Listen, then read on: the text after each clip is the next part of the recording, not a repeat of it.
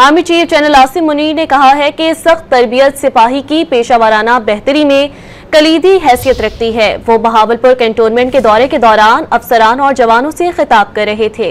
उनका कहना था कि जदीद जंगी हरबों के चैलेंजेस से निपटने के लिए सख्त ट्रेनिंग जारी रहनी चाहिए। आर्मी चीफ ने अफसरान और जवानों के गैर मुतज़लज़ल लगन, बुलंद हौसले और हरबी तैयारों को सराहा।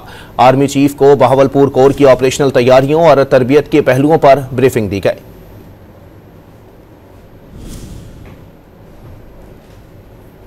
Army chief general Asim Munir ने कहा है कि सख्त तरबियत सिपाही की पेशावराना बेहतरी में कलीदी हैसियत रखती है। वो बहावलपुर कैंटोनमेंट के दौरे के दौरान अफसरान और जवानों से खिताब कर रहे थे। उनका कहना था कि जदीद जंगी हरबों के चैलेंजेस से निपटने के लिए सख्त ट्रेनिंग जारी रहनी चाहिए। आर्मी चीफ ने अफसरान और जवानों के गैर मुतज़लज़ल लगन, बुलंद हौसले और हरबी तैयारों को सराहा। आर्मी चीफ को बहावलपुर कोर की ऑपरेशनल तैयारियों और तरबियत के पहलुओं पर ब्रीफिंग दी गई।